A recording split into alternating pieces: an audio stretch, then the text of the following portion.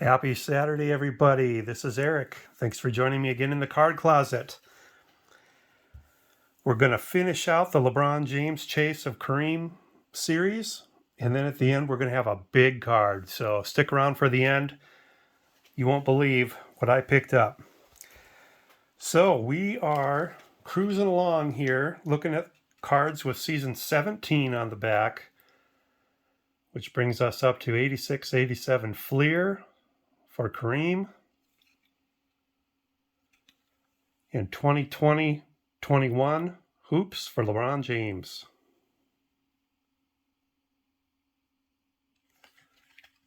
In year 17, Kareem had 1,846 points.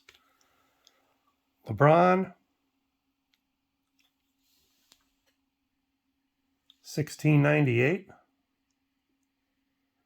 So Kareem takes season 17. And Kareem is now ahead 9 seasons to 8.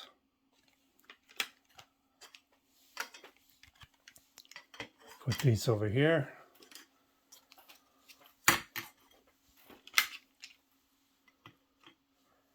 And then let's take a look at their cards that show season 18 on the back.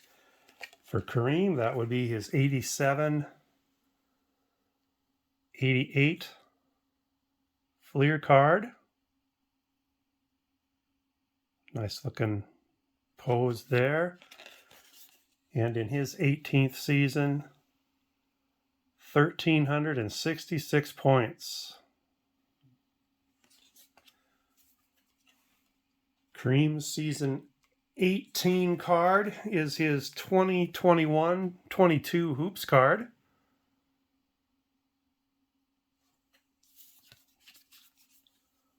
So season 18 for both players.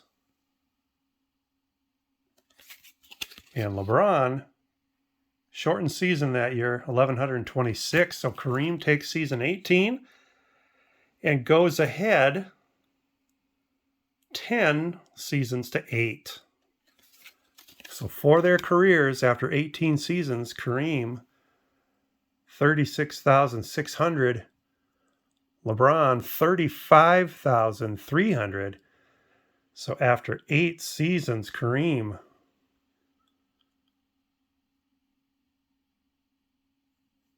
with roughly 1,100 point lead. And we, of course, know they both have played 20 seasons at this point. So in the last 2 seasons, that whole deficit is going to be eliminated.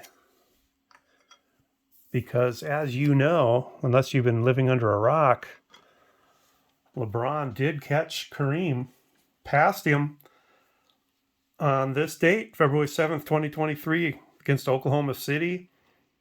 I was watching on a Gamecast or a YouTube channel that was showing it live. They had the TV screen on in the background, and it was pretty exciting. It was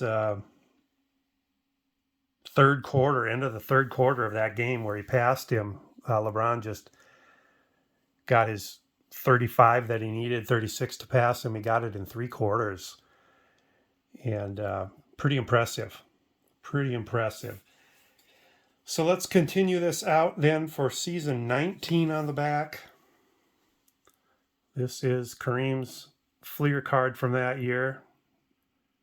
Still sporting the sky hook in season 19 with the late Mark Eaton guarding him there. And Kareem scored only 1,100 points that year, 1,165. And LeBron that year, I don't have his season 19 card yet. The hoops set for this year, which would be that card for LeBron, just came out last month, and I haven't picked it up yet. But LeBron would take that season handily, cutting the deficit to 10-9. And then there isn't a card for Kareem's 20th season by any of the main players. There's actually, if you want to get a Kareem 20th season card, you've got to get a Sports Illustrated for Kids card. Nobody else did a sunset card of him. So I'm probably going to pick that up just for the sake of having the complete run. And then LeBron's season 20 card will be coming out next year because that's the season he's in right now. But needless to say, he will take season 20 handily. He's already scored more than Kareem did in season 20. So head to head after 20 years, 10-10. Now, before I show the big card, we got to make some adjustments here because number 1 is always on the left. Number 2 is on the right. And for the first time now, LeBron is number 1. Kareem's number 2. Very strange to say that. All right. So anyway, hope you enjoyed that run, that series on the LeBron Kareem.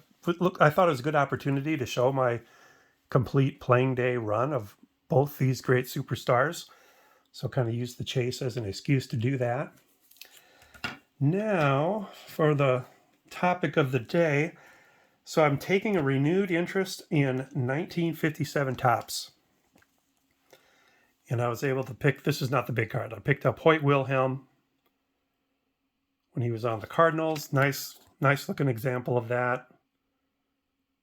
If you're not familiar with these labels, you know right away that's from Greg Morris out of LA. Got that on one of his auctions for a good price. And so I'm looking into 57 and I am ready to jump in. And what better way to jump in than to go for the most valuable card in the set. It came in one of these. And of course I tore it out of there. And you probably never thought that I would jump for a Yankee card, but this will commit me to the set right here. 1957 Mickey Mantle. Picked it up on eBay.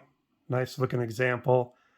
I had made an offer to a gentleman on the trading card database for this card. He had one in poor condition. Right about where this guy is standing in the background, his card had, he sent me a picture of it. It had a cut right through here. Almost like somebody started to cut it in half with a scissors and then stopped themselves after about 1/8 of an inch. There was just this cut there. And of course that diminished what I was willing to offer him. And he turned down my offer and, said a few things about, there's no way that card would go that cheap. So that kind of put me on a mission to make a point. I bought this card, much better condition. I bought this card for the same exact price that I had offered him for the poor condition one. This one's a 2.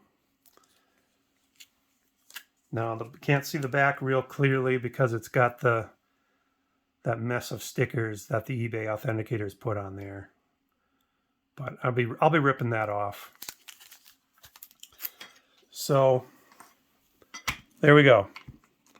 Mickey Mantle launching off my official kickoff of the 1957 top set with Hoyt here and Mickey Mantle. I have 44 out of 407. So I've got a long ways to go.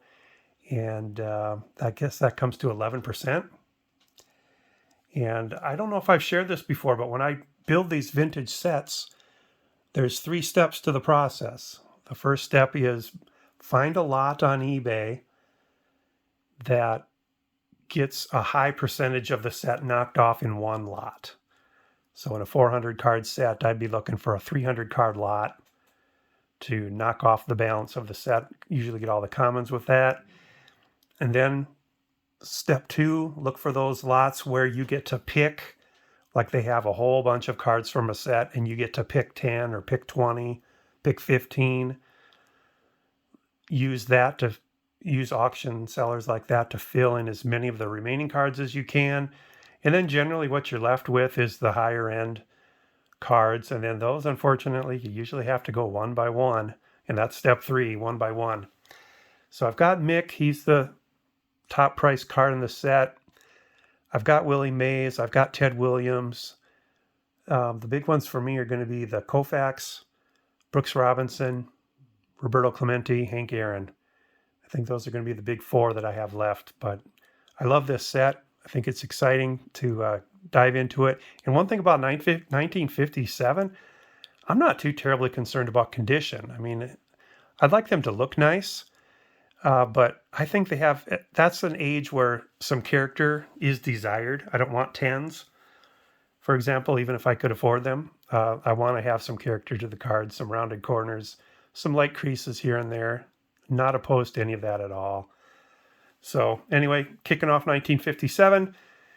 Take care, everybody. Have a great rest of your weekend. We'll talk to you again soon. Bye now.